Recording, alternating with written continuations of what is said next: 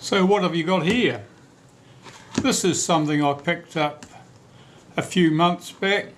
It's a Diax, but it's a Diax Standard, which is a very rare camera because there was just a batch of them made for the Australian and New Zealand market, and potentially there were only a couple of hundred made.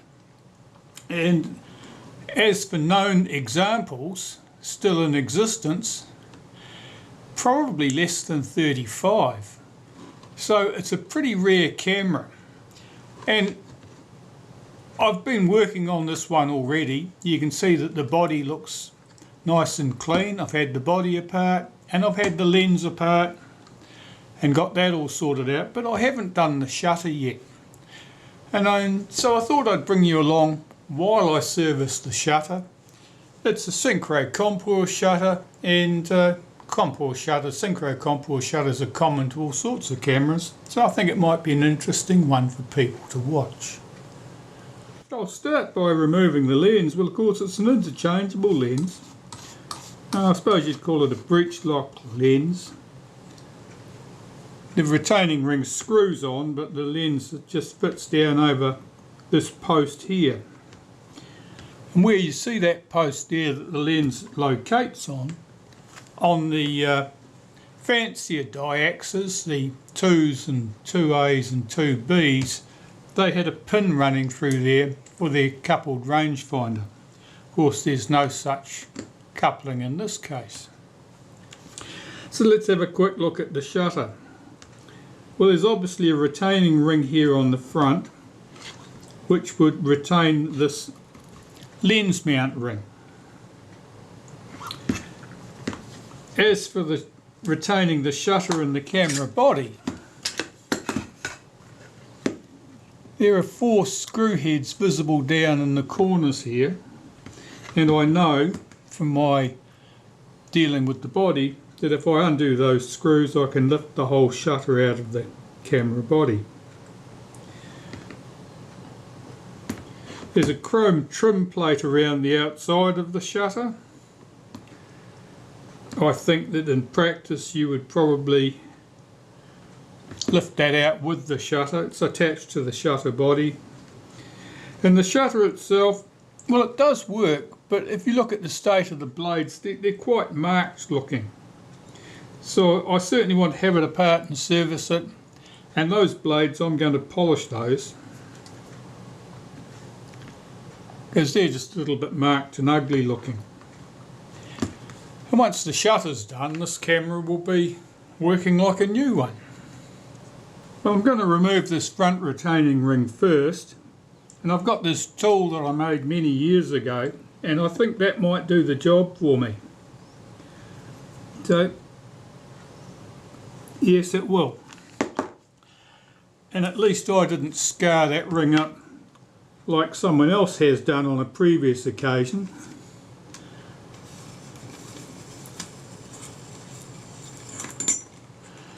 So that's our retaining ring, male thread through there. This ring comes off the front, and then we could be straight into the shutter from there. Well, since I'm going to be stripping the shutter right down, there's absolutely no point in me opening it while it's on the camera.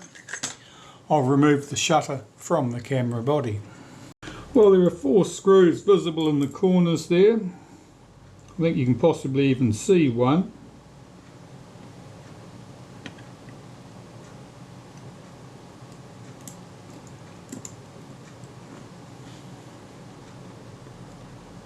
A little bit of paint loss around that rear mount there.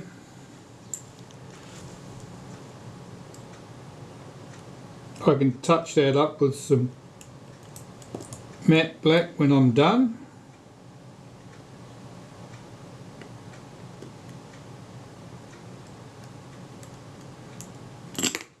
These screws aren't over tight because, as I say, I've already had the shutter off the body while I was working on the body. Okay, let's see if those screws will tip out for us. 4 screws. They're brass. Now brass is an odd choice for fasteners or something like a shutter to the body because of course they're a little bit soft typically. Okay, so let's have the shutter off, lift straight off. This is the ring that cocks the shutter. This is the release for the shutter. We'll put the camera body to one side. Let's have a look at our shutter. Well, I'll remove this chrome ring because we don't need it in the way.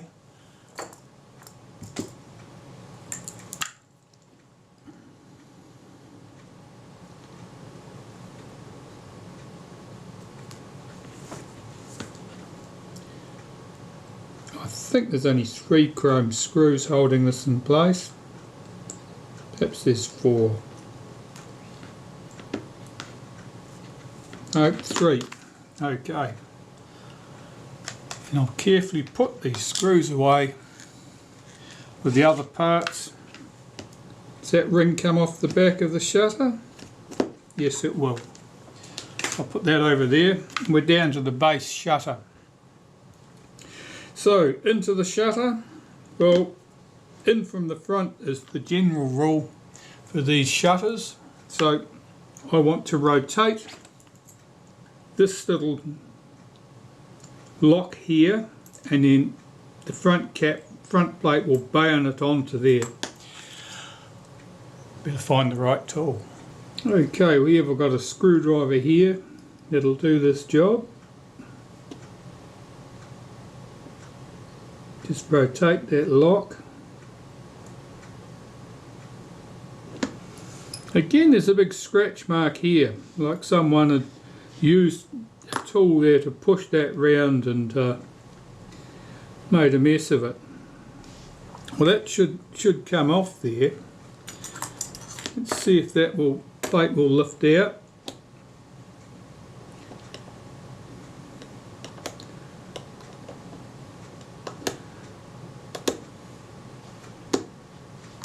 It's sticking. See if the setting ring will lift it out.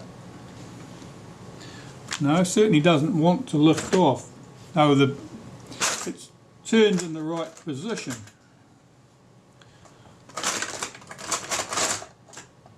I'll see if I can slide something under the edge of that.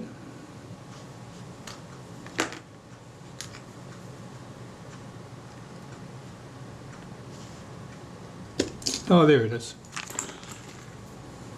Just a bit sticky. So there's the front retainer plate, if you like. Here's our shutter speed settings cam plate. Now I'm just looking to see if there's anything odd in the way of placements of springs, but I'm not seeing anything unusual there. This is a larger size of shutter than the ones I'm normally working on, because I'm normally working on the shutters on retinas, Kodak retinas. Okay, so that plate's a little bit dirty, but otherwise good.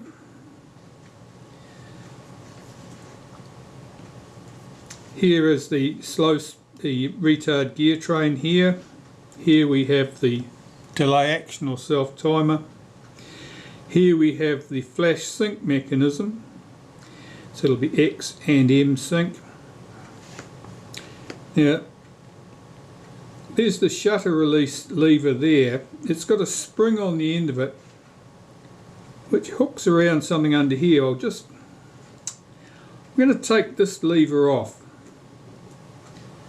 It's got a return spring on that post, so I'll unhook that spring so that it's not under tension and therefore does not fly across the workshop.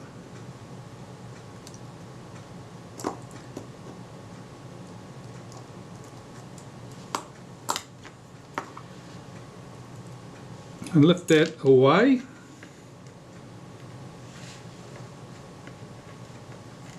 With its screw and spring, I'll pop them carefully to one side. Now this lever here, this is the shutter release lever. Now you see this funny curved spring here, it's hooked around this stud on the lever there. I'll just unhook that so it's not tensioned, and the shutter release lever should come off. It's interesting to note things like that when you're taking it apart, because otherwise you'll come back and you won't have any idea where you've got to fit things. This little lever at the end here, that's under tension. One end of the spring, the short end of the spring, is running in a groove in this tiny lever. There's a little slot at the end, and that spring will be sitting in that slot. So I'll just lift it out of there so it's not under tension, and I'll remove that lever.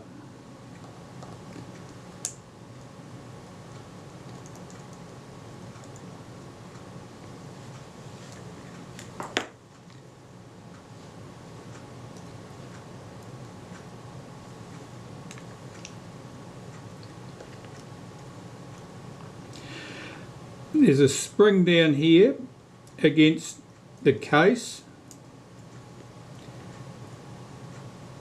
I think it's on that post.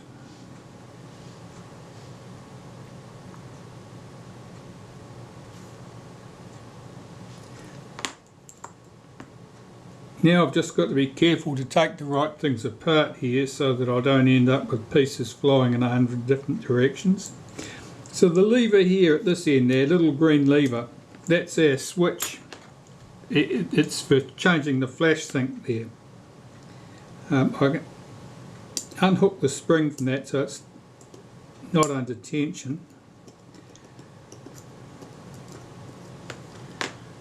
And if I've got the right screwdriver already, I'll be able to unscrew that.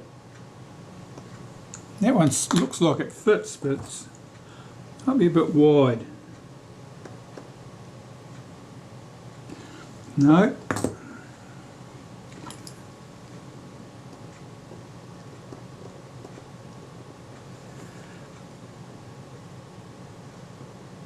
Yeah, it's coming loose.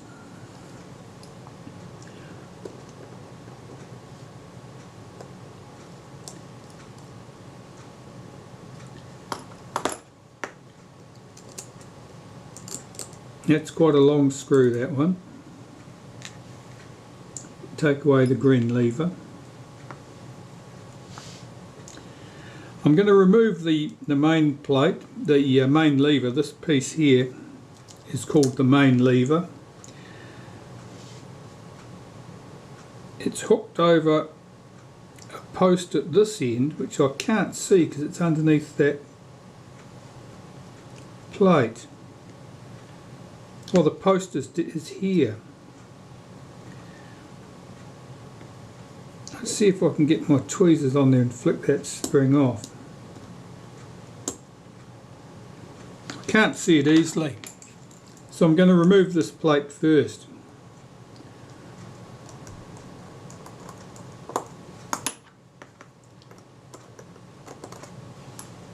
That's quite a long spring too.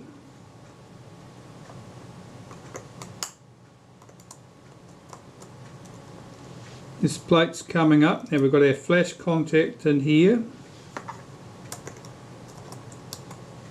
It sits over a pin at this point, and that's what it's rocking on at the moment. We're caught under here.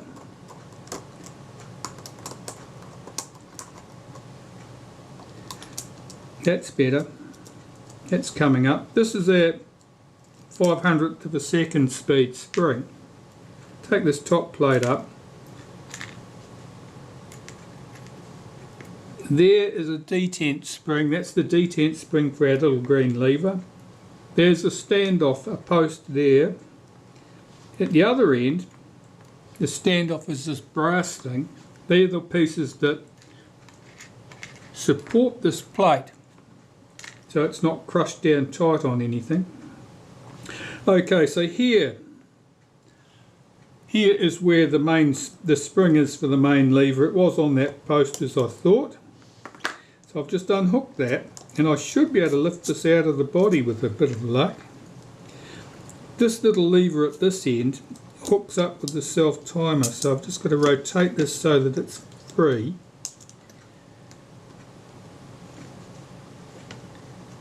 Been a bit stiff, get the spring out. Okay, so there's our main lever. So here's our flash sync stuff here. Now it's worth taking great note of the position of this stuff here. If I flick this lever back, this will swing out of contact with that and I'll lose my position. I won't see where this was. But the angle of this piece here, where it engages with this wheel, is quite important in its rest position. So I will be getting a photo of that now before I go any further. The spring for this piece, this is the flash sync piece. The spring here is hooked over the post at this end. I'll see if I can free that.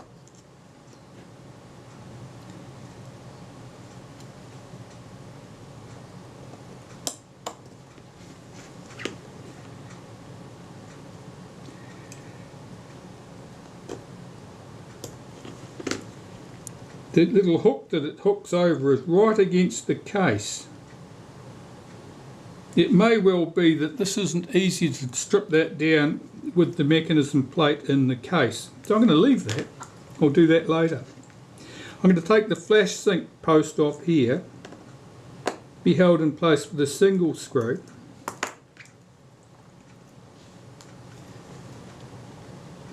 That lifts up out of the way. I'm just seeing if there are any springs acting against the case that I need to remove first so that they don't get damaged while I'm lifting the mechanism plate out of the case. I'm not seeing anything. So I'm going to lift the case off now. We've got 4 screws. On the smaller shutters there are only 3. Here we have 4. And if I'm not mistaken, the 4 will be identical.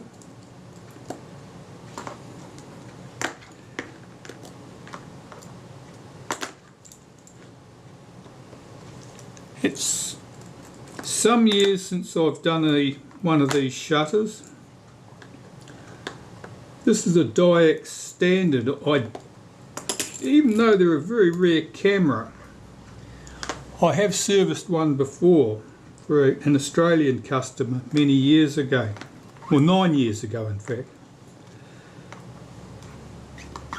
I think that one went off to be sold, probably through eBay for large amounts of money. Alright, so here's our shutter split. The mechanism plate here with our shutter blades on it. And the case with the diaphragm blades on it. Or it would have the diaphragm blades on it if it had diaphragm blades. I should have mentioned that. Of course, the diaphragm blades are in the lens. So these components, really they don't need to come apart to do much, but I would need to check to make sure that the screws were tight. That one wasn't. That screw was loose. That one was tight. That one was tight. Now the problem with screws like this is if they're loose, they back out and then they will catch the shutter blades as the shutter blades go to swing out. And if they do that, then the shutter won't work. So I will take this plate off, I'll clean it all.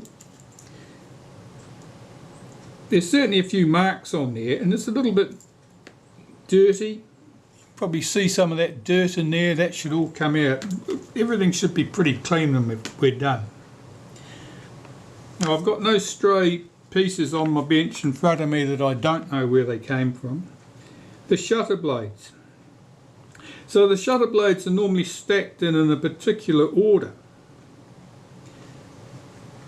So I'm just having a quick look at this. I've got a pencil here. Yes, I have. Okay. So the shutter blades, this is shutter blade number 1. This was shutter blade number 2. This was shutter blade number 3. This was 4. And this was 5. Now someone else might have already marked the position of these things. I'm just looking to see what I can see in the way of scratches and tick marks and anything that people normally do. See, these shutter blades, they're pretty grimy. They'll certainly need to be polished. Now, I think the first and last blade have got the tips turned up slightly. So this is blade number 5, and the tip of the blade is turned up slightly. 4 is entirely plain, so is 3, so is 2, and number 1, the tip of the blade is turned the other way. So there's certainly a first and a fifth blade in this shutter. You can probably just see the way the light catches that. You can just see that the tip of the blade is turned down, and blade number 5, the tip of the blade is turned up. So the rest of the stuff on the mechanism plate.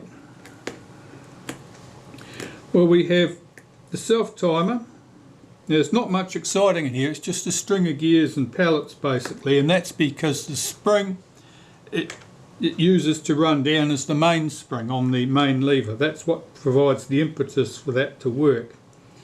Here's the delay action or retard gear train. Just checking the action. That moves quite smoothly. That'll need to be cleaned though. And here's our flash sync stuff. Now, as I say, I've got a picture of the angles of this piece relative to this, and this lever is sitting against the case at that point. The spring is hooked over a little post here, and I couldn't get that off before when it was in the case, but I can get it off now. So it means I can lift these pieces off and clean things. That's got its own little spring on there. This will probably lift off. I don't think the pallets or the pallet wheel will lift off. They're part and parcel of this.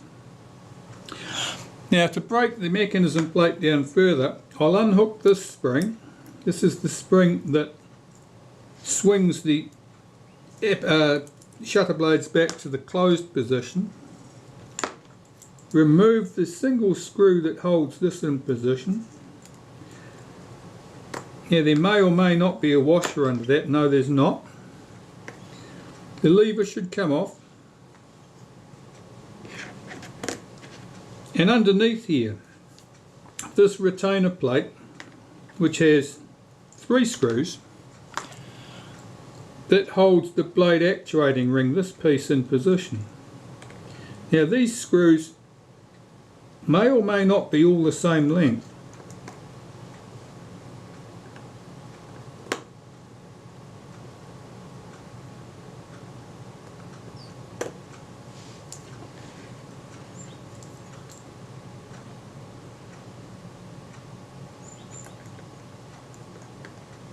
This screw is longer, okay? So the longer screw goes here. That's our self-timer, delay action. The longer screw went there. The other 2 were the same, they were short. So I can lift the plate off. It's a bit grimy underneath. Like you can see, it's oily looking and it's also a bit grimy looking. And here's our blade actuating ring. And at this stage, the mechanism plate's down, stripped as much as I need to strip that. I will check that the screws are tight holding this, and that screw was loose, wasn't it? Yeah, it was just a little bit loose. That's okay. And the screws holding the retard gear train, they're tight, and I would leave those alone. If you disturb these 2 screws, you'll disturb the adjustment, and if you've never had the fun of it before, these Compur shutters, or this is an early Synchro Compur shutter,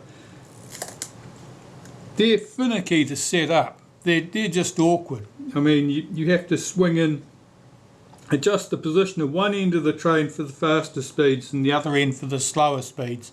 and you end up with a position in the middle, typically at an 1/8 of a second or a 1/10 of a second, that if you don't get things quite right, you find that your 25th is slower than your 10th or something along those lines. Alright, so all this stuff now needs to be cleaned. So I don't put this stuff through the ultrasonic cleaner typically. I clean this stuff by hand. So it means a lot of swabbing with cotton buds and naphtha, and probably squirting naphtha into these speed trains and working them backwards and forwards and blowing them away with the rocket blower to blow out the solvent. You don't want to soak things in solvent and leave it to evaporate, because if you do that, all you'll have done is redistribute the contaminants. You need to get the solvent in there and then blow them out so that the solvent takes all the rubbish with it as it goes and leaves everything clean. Okay, so I said I'd take this apart and clean it, so I'll do that. Just checking if there's anything I need to note about the position of that plate. The holes are not symmetrical. Those 3 screws, the holes are not symmetrical. That means it'll only go on in one way.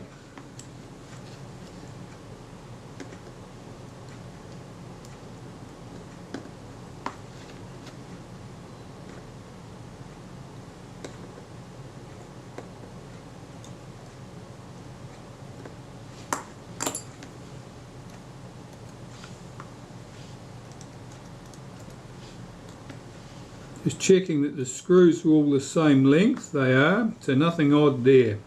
This plate will come off, and this plate underneath is held in with 2 screws. That screw's loose,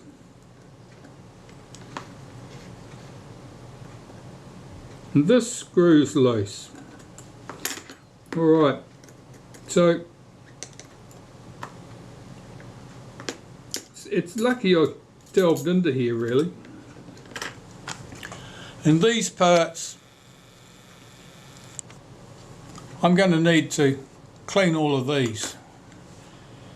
Get rid of all the filth. That case, I don't know if you can see it particularly well, that case is quite grimy. And these other parts should be nice and clean too. And then put them back together.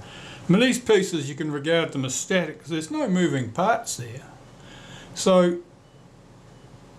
that's the base, that's the case that the mechanism plate drops into, and this retains the shutter blades in position. Alright, well I'll start cleaning this stuff up. I'm just using cotton buds, Q-tips and cigarette lighter fluid, naphtha. And I just need to make sure that this case is completely clean and free from all the dust and dirt and dried out old grease that it's accumulated over time.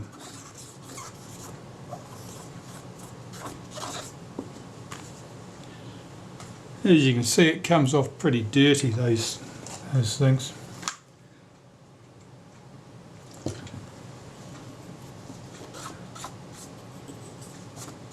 Some people liken shutters to watches. But watches are much better sealed than this. They're typically you're only opening into the watch as the stem, whereas with the shutter you have multiple levers, and there's really not much attempt made to keep the atmosphere out.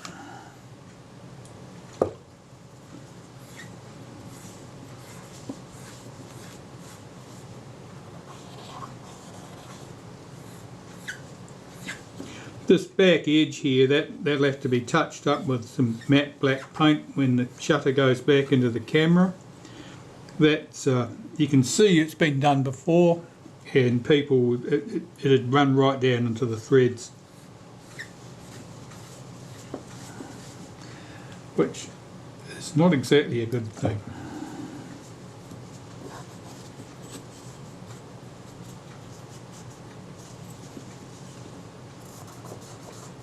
I think this camera dates from about 1952.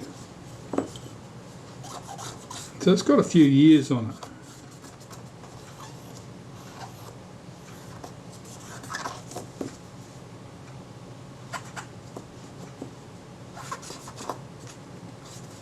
Now some of the staining that's in the case is not going to go away, and basically it is just staining, and there's no reason to waste a lot of time trying to make it go away because it causes no problems. It's just something that exists. It's its natural coloration now. It's not on the outside of the camera, so it will offend no one. So this plate that was fixed into the back of the case, just cleaning this. You can see there's a fair bit of there's a few marks on here. Now some of that is staining. The staining is most likely old lubricants that have oxidised onto the surface and they're never going to come off. And some of it might be fingerprints. This was the face that was into the back of the case, and so it was less prone to fingerprints, and fingerprints in this position are probably fingerprints left there from the original assembler or one of the original assemblers back in the Rocol factory in the early 1950s.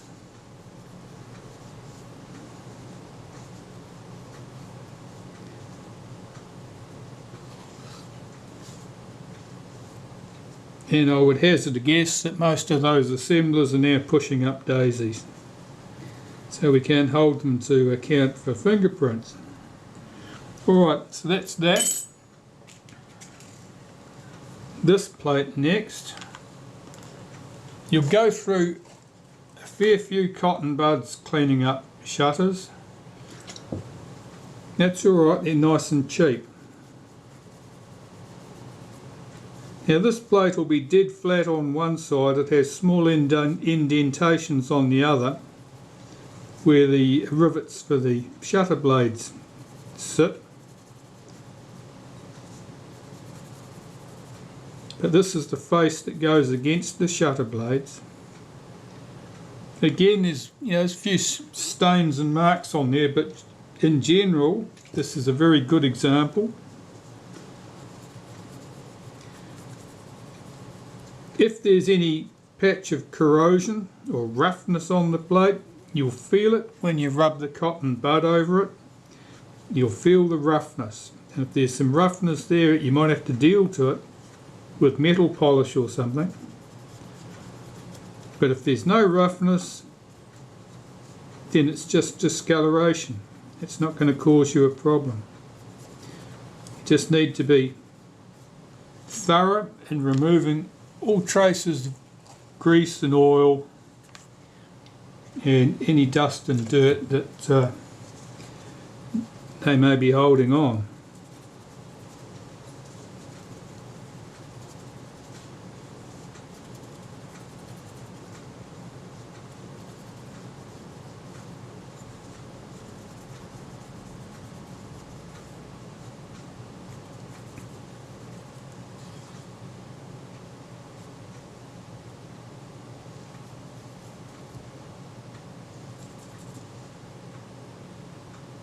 That looks pretty good, so we can put that to one side and reassemble those components.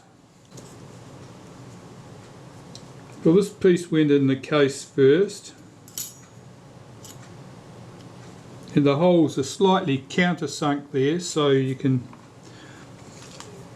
see where which side goes up. These screws are quite long.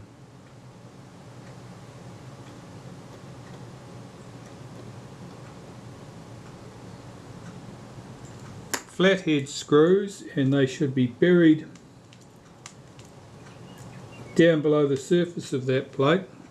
Not that this is going to be contacting any diaphragm blades in this case.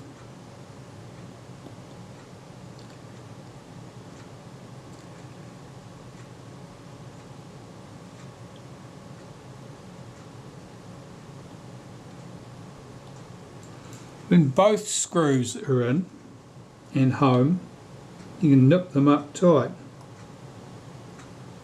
You don't need to overdo it.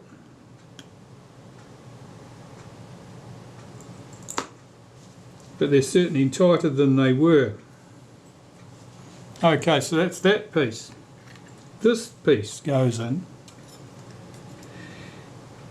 Now, there are 3 mounting holes, 3 screw holes, one here, and one here. You can see the recesses that the screw heads go in. So you've only got to line it up with 3 matching holes in the case. One here, and one here.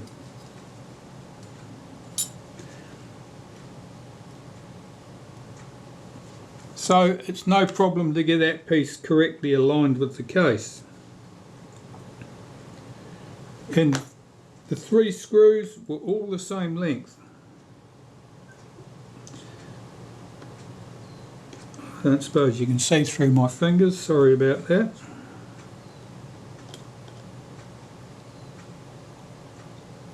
Run the screws down lightly until you have all 3 in position.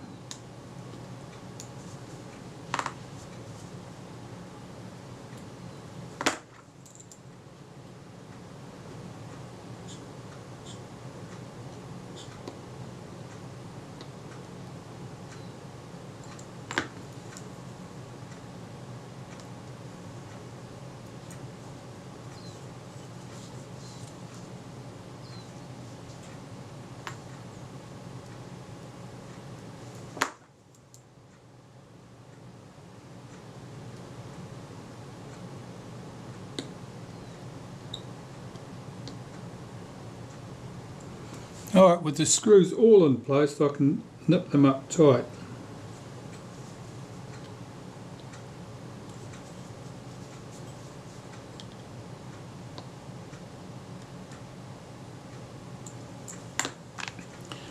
Okay, so that's our case, all cleaned and ready for the reassembly.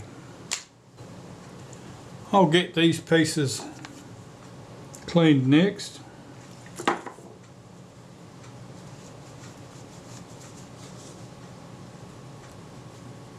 You see I'm always handling these pieces by the edges. If you wanted to go one stage further than that, you could wear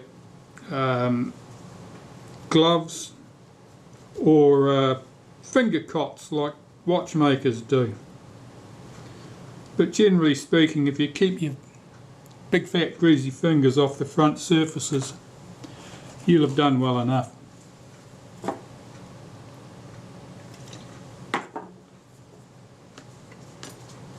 This is cleaning up quite well. I can see that the oily marks, or the sheen from the oil, the rainbow sheen that you see, is disappearing.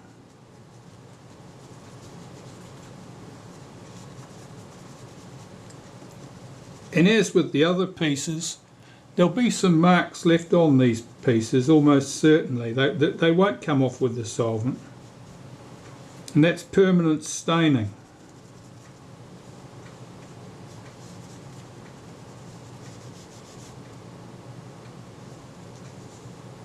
See the colour of that? That's purplish sort of colour.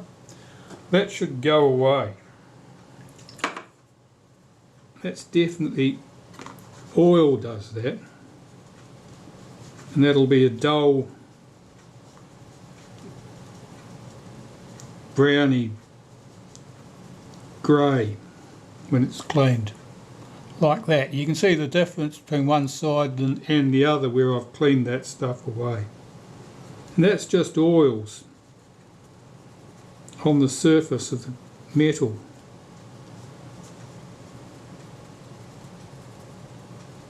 So anything, if you find something that's really quite oily, you probably need to clean it twice.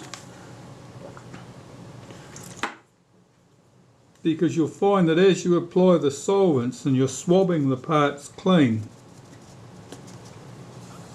there'll be oil in all the little recesses, which will reappear as soon as your back's turned and make it look like you've never been there at all.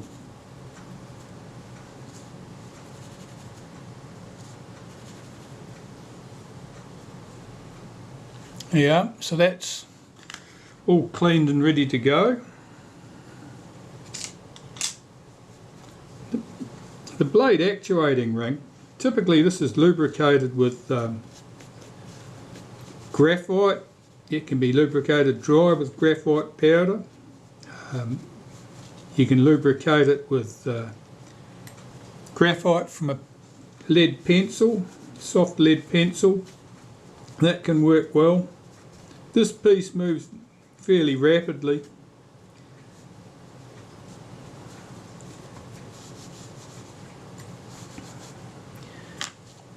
Any grease will tend to gather and catch up dust and grit over time. That's just the nature of anything that's viscous and vaguely liquid. This is quite clean, this part.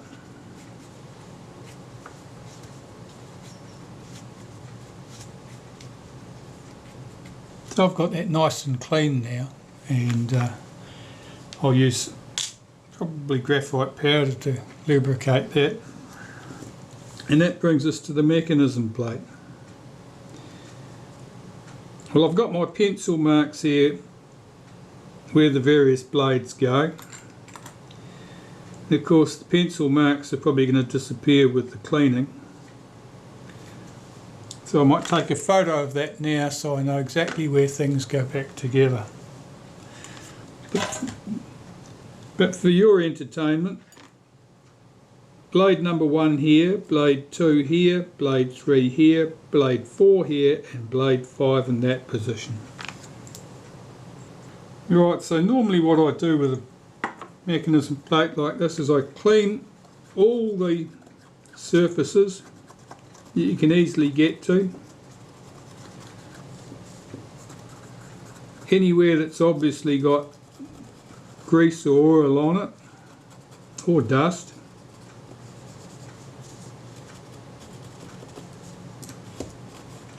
And after a round of that, I'll clean the speed trains and go back and wipe everything over again. So I'll just wipe over the inside here in the lens tube.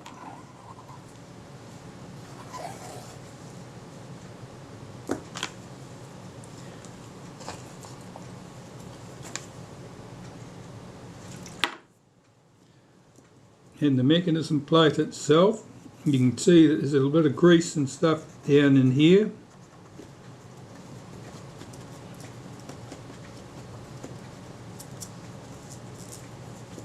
And this is where the little lever that operates the blade actuating ring pivots. And that was quite dirty. This spring here that operates our lever, be careful not to damage that. That might come off its post easily enough, and I can take it off the shutter so I don't hurt it. Let's see if it will. Yes, it will. I'll put that to one side. That just allows me to clean around in here easier without damaging that spring. If that spring doesn't want to come off its post, if it doesn't look like you can wiggle it off its post, leave it there and work around it. It's not worth damaging something just for the sake of a little bit of convenience.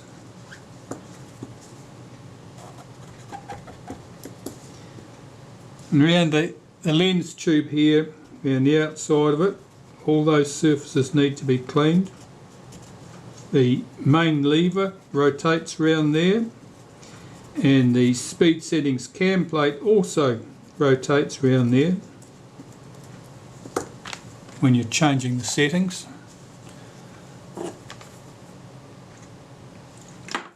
So here we're getting rid of the old lubricant along with any dust and grit and rubbish that it's accumulated.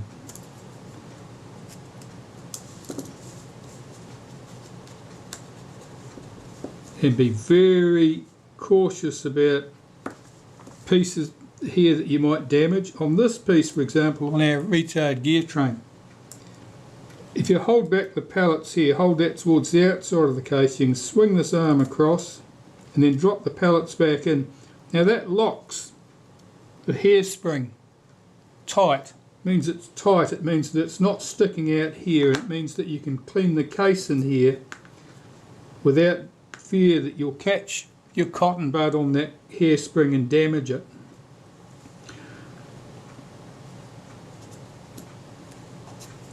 So I'm just checking to see that I've got this as clean as I think I need to get it.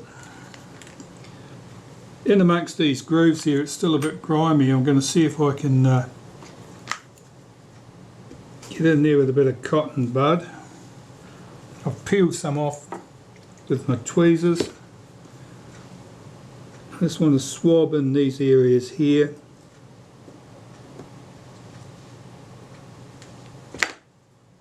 Poke that around with a toothpick. I'm just trying to lift out little bits of grit and dirt that are there.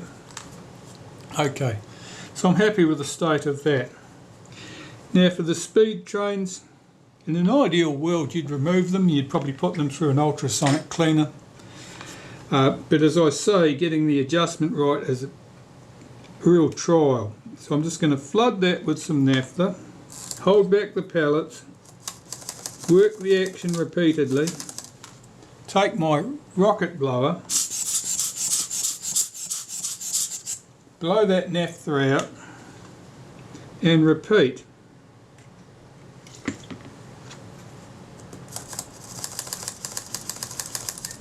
I can already hear a change in the sound as those pieces move, which means that they're moving freely. They're moving freer than they did before.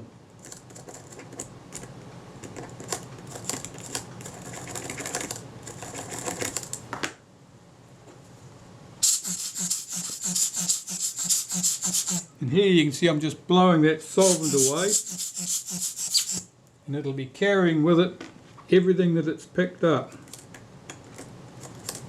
And that moves nice and freely now.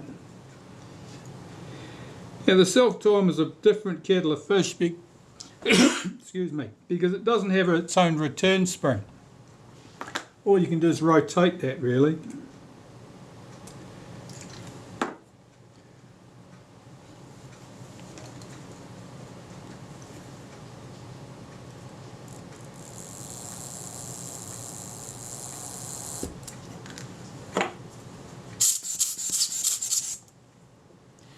This thing, the rotation of that, the action is caused by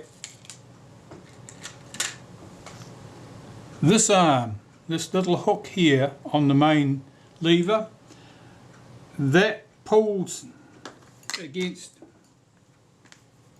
this cam here and rotates that self-timer. And the main spring is what does the work.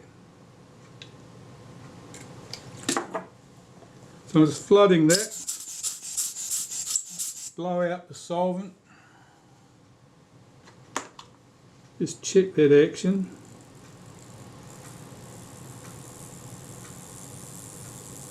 I'm just pushing that little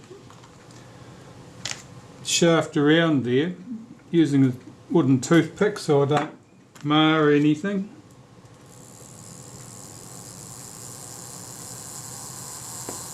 I'm just working those gears basically and blowing away the solvent, and the solvent will carry away any old oil or grease or dust that it's picked up in the process.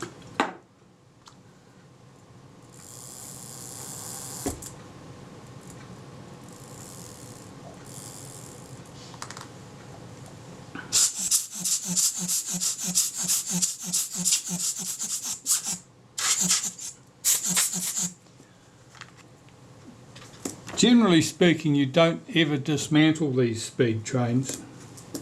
It can be done, The only times I've had cause to do it is if I've got one and it's got a damaged component.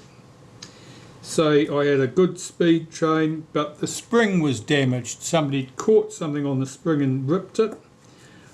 I would probably want to swap in the wheel with the spring attached from another one. But if you take these apart, you've got to make sure you know exactly which wheel goes where and the position of any springs. There's a spring on this arm, for example, here. It controls the amount of force on this arm. And there's a hairspring here which controls the basically the rundown speed of this stuff here, the pallets. Alright, well that's looking pretty good now. So having flushed out my speed trains to my satisfaction, almost inevitably I'll have washed oils and solvents and grit and rubbish to other parts of the shutter, particularly the underside here, so I'm giving that a final wipe now to remove any of that.